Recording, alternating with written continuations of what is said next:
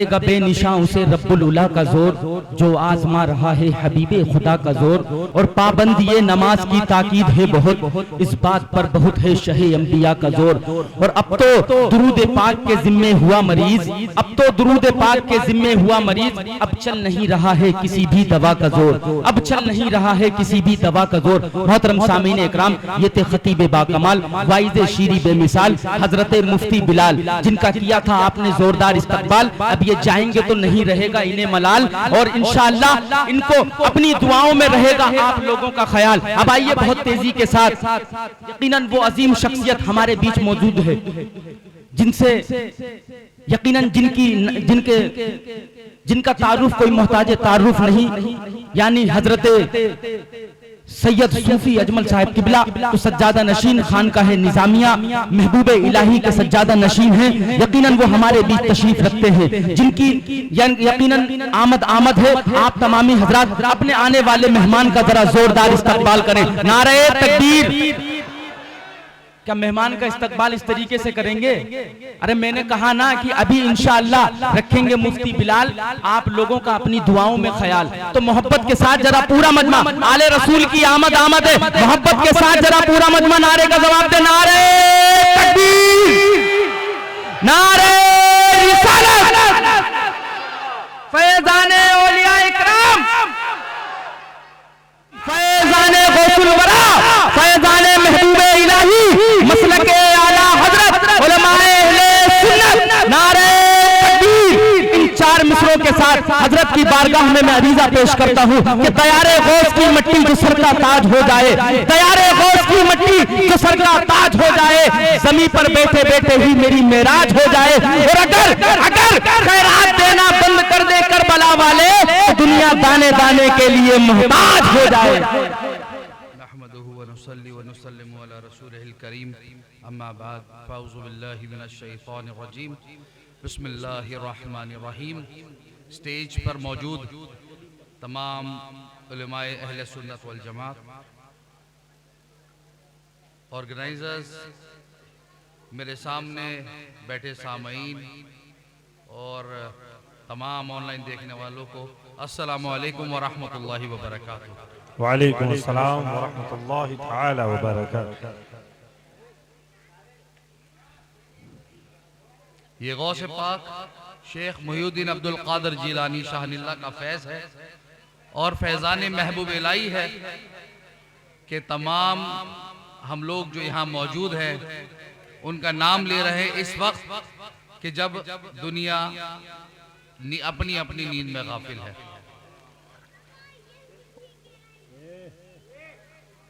मैं एक बहुत छोटा सा वाक़या आपके दरमियान पेश करता हूँ। और जैसे मुझसे पहले मौलाना बिलाल साहब ने बहुत खूब फरमाया कि हवाई बातें नहीं करनी चाहिए।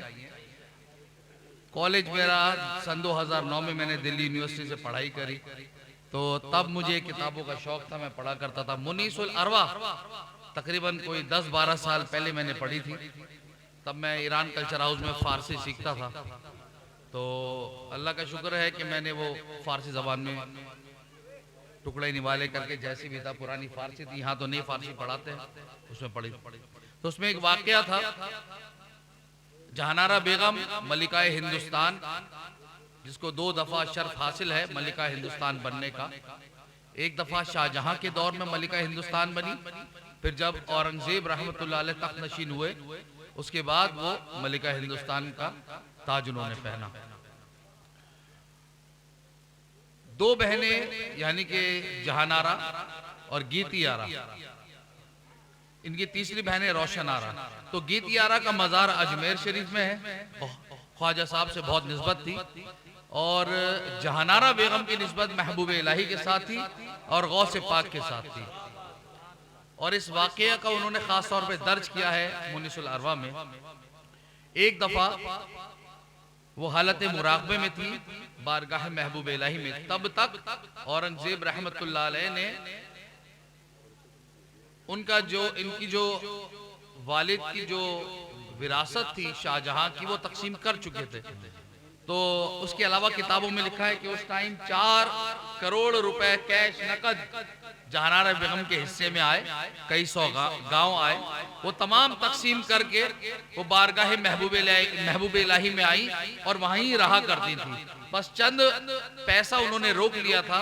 उनकी नेक ख्वाहिश ये थी कि जब तक हिंदुस्तान में रहूं हुजूर ख्वाजा निजामुद्दीन औलिया महबूब इलाही की खिदमत में रहूं, और जब यहां से दिल भर जाए, यानी कि इनकी मोहब्बतों से दिल मामूर हो जाए, तो मैं बगदाद शरीफ का सफर करूं और गौसे पाक की बारगाह में बकिया जिंदगी गुजारूं और उन्हीं के आसपास कदमों में ही मेरा आखिरी मकाम बने।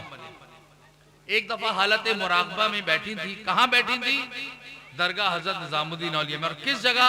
मैं आपको बताता हूं, जहां आज मौजूदा जहानारा बेगम का मजार है, मस्जिद खिलजी के बराबर में, जहां पे कवाली होती है, उसके पीछे उल्टे हाथ की तरफ मस्जिद से लगता हुआ एक मकबरा है, जहां शहजादा कामरान का मजार है और उसी के अंदर जहानारा बेगम का मजार है।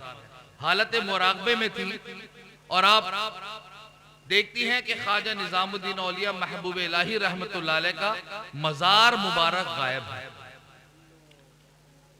अल्लाह। हालत मुराकबे में फिक्रमंद हो गई कि ए अल्लाह, ये क्या माजरा है। रोजाना मैं इस मजार को दूर से देखती हूँ और दूरी पर रहती हूँ, क्योंकि उस वक्त दरगाह शरीफ की हद छोटी थी, तो बिल्कुल हद पे रहती थी। दूर से देख के हैरान और परेशान मुराकबे की हालत में आपने सवाल किया, ए अल्लाह, मेरे महबूब इलाही का मजार यहाँ मौजूद नहीं, अब मैं रोजाना किसको देखूंगी और बगदाद शरीफ का सफर कैसे करूंगी। जैसे ही आपने सवाल अपने हालत मुराकबे में किया, देखा छोटे आस्थानी यानी ख्वाजा अमीर खुसरो रहमतुल्लाह अलैह का जहां मजार है, वहां पर दरगाह शरीफ की पुरानी हद थी।